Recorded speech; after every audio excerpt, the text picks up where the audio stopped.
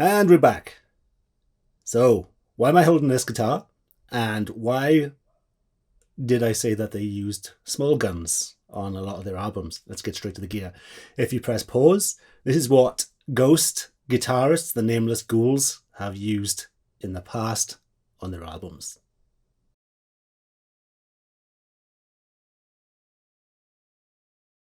Lots of interesting stuff there to dissect, and in this particular track it's interesting because they've gone through transitions. The earliest stuff was really simple, just a Gibson SG and an orange amp, you know, stripped down. And the thing is, I don't get on with orange amps that well because they're not tight, very vintage sounding.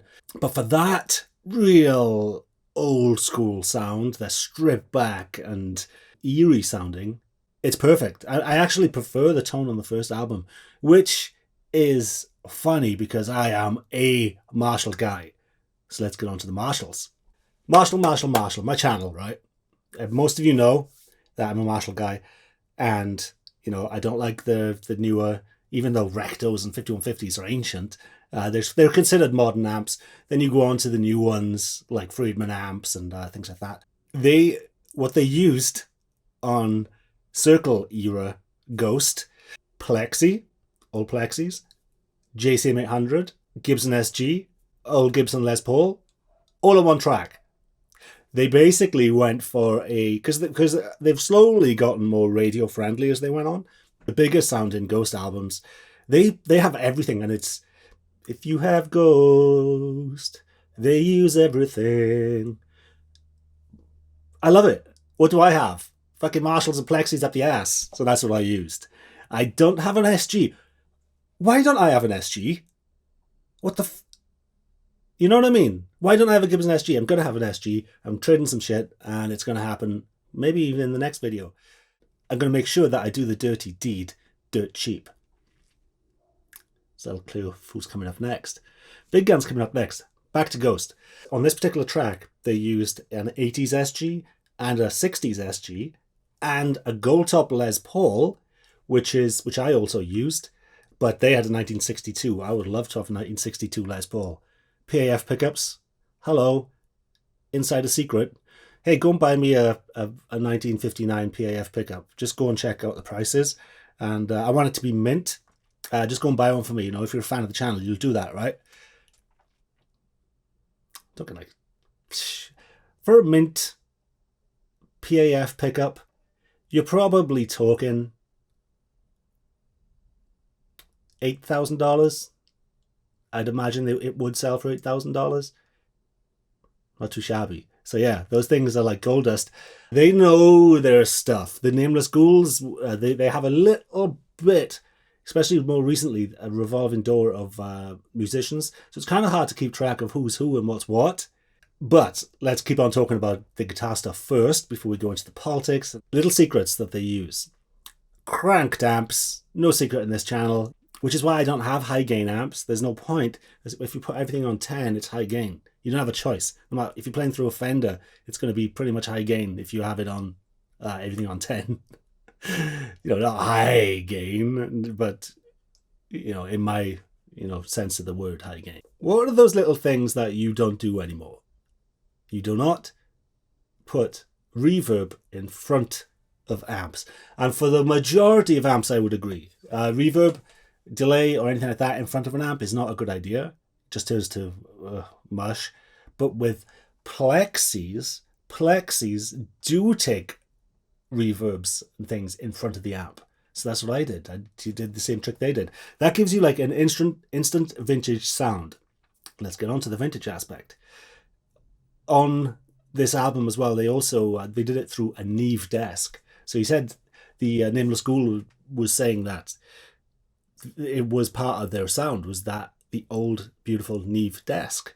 So some good information, you know. It keeps out like in my last video I said that the things that I want the most to make this channel, this project studio that I have complete, are real plate reverbs. They're huge, size of a wall. And I also want the old vintage Neve 1073s are the way to go. It's because they sound different. They just have a sweetness to them. You know, a lot of the new preamps are very present, and they'll give you about a 5% advantage of the average thing that's in one of these, you know, $400 interfaces. But what do I know? I only A/B the shit out of everything. Yeah, and the reason I'm holding this beast was because they also use Gibson RDs. They use them mostly live. They don't tend to use the RDs, and I think I know why. They don't have as much response. They're they're good for the heavy, down-tuned, bloatier stuff. So that's why I brought this thing out. I thought, since they have an SG, this is my reasoning, okay? These things have dirty finger pickups in it. I also use the Gibson Goldtop, and I also used a little secret, which I forgot to mention earlier. They also used a Telecaster on this song. You wouldn't think that, would you? A Tele? Twangy old Tele? Nope, but they did, because they said that even though that they're sponsored by Gibson, you know, they was like, don't tell anyone, but there's a Telecaster in amongst the mix on some of these songs as well. So because when you do have a wall of guitars and using all the amps and all the cabs and all the guitars, it can get a bit bottom heavy. So a Tele will get you that little push in the upper mids, and then it's good for phrasing. If you have a little riff that has certain notes are being lost, then the phrasing is lost. So the reason I used an Explorer, this is a Gibson Explorer. You know, Hetfield, early Hetfield used all these. And when I tried to mimic the Tele and the SG and the rest of it, which are bright, you know, SG is a very bright, it's probably the brightest Gibson. And the key is the placement of the pickup is slightly closer to the bridge, usually on Gibson SGs, and that gives a lot of spank in the bank. It's not the fact that the wood's thick and the rest of it, it's thin and the rest of it.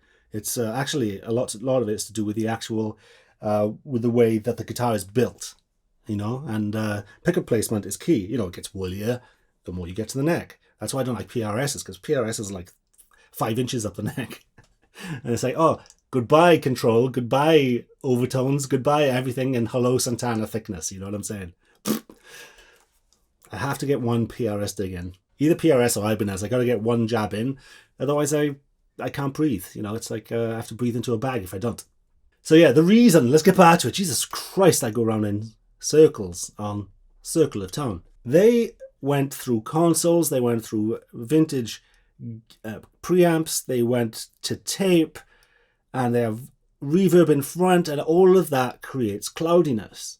And when I was doing the Tele thing and the Les Paul thing and trying to get that, you know, amalgamate their gear through digital, you get everything. You get every single piece of information. Tape is a lossy format, and the way that it loses information is pleasing to the ear. It's kind of to say a horrible term. It's blankety. Tape is like excitable blankets. It's weird because it still has that little magic and punch. And when you hit tape hard, it creates its own distortion. It has its own overtones. It has its own magic, because if you clip digital, it just becomes and sounds fucking terrible. The harmonic distortion that tape produces, that pillowy but still excitable, which is like opposite terms, it's impossible to do in the digital domain. I've tried and I cannot do it. So what I had to do is do it on the microphone and on here, you know, because this is a thick, gloopy guitar. And I didn't get it 100%. I got close, but you can't. There is only one way to get through a console, through tape, hitting it hard. It's only one way to do it. I don't give a fuck what plugin you use. It sounds like shit compared to the real deal. So, and obviously their mixes are fantastic. They have all sorts of imaging and keyboards in the background and weird things you don't know. The things you don't know about the vocals. I was struggling so badly on the vocals. Usually I'm like 20 minutes I'm in and out. On this, I actually threw in the towel. I was doing bridges, I was doing choruses, I was doing all sorts of stuff. On this, I just did the intros, and I could reach that stuff. But Papa, can you hear me? Papa has this sweetness an evil, syrupy sweetness to his voice that I could not get. I sounded like Kermit the Frog's nephew. You know what I mean? I stuck it. And it was bad. It was bad. I was in here failing, go in the front room, listen to his voice, listen to it on YouTube. I had my phone in front of me and I was going through exercises, trying to get the smoothness. And I can't. His voice is fucking amazing. I don't care if they're a joke. They write amazing songs. Papa actually plays guitar and writes the riffs. So for people who may not know, Papa Umrus, is it Umrus?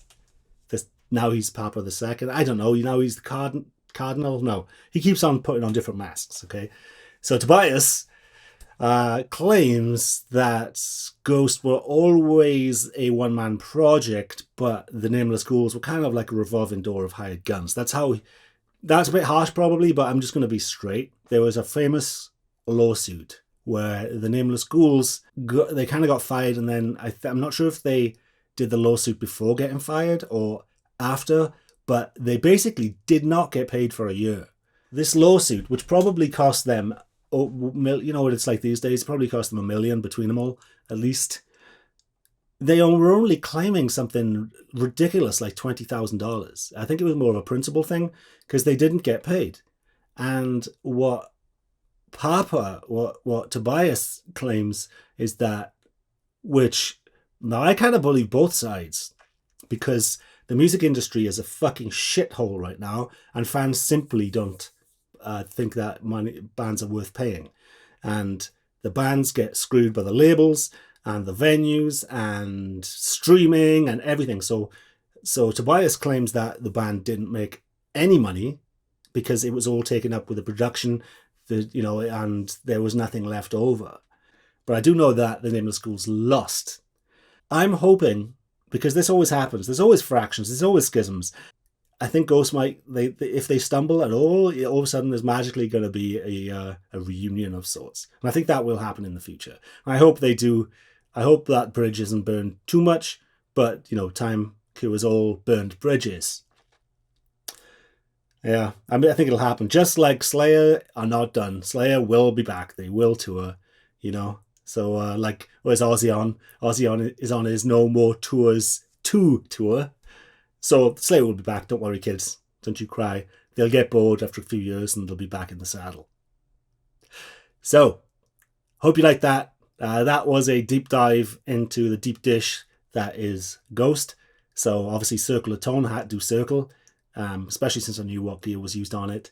And if you have any idea of anything that I've missed, let me know. I believe they've also gone into Hagstrom guitars now. So on the new stuff, maybe Hagstrom will be featured. So good to know. All right, chaps. Like I say, please subscribe. Coming up. Do you know where you are? You're in the jungle, baby. And you're going to learn what was used on Appetite for Destruction. And you may not know, you may think you know, but even Slash doesn't know what the fuck he used on it. True story. He thinks he used an SIR. Don't give it away. Gotta stay tuned. And also, AC/DC. Yeah, that's going to be next. Is it an SG? All will be revealed. Alright, chaps. You've been awesome. I've been a troll. I am your named ghoul, Owen. And this is Circle of Tone. Have a good one. Love you guys. Circle of Tone.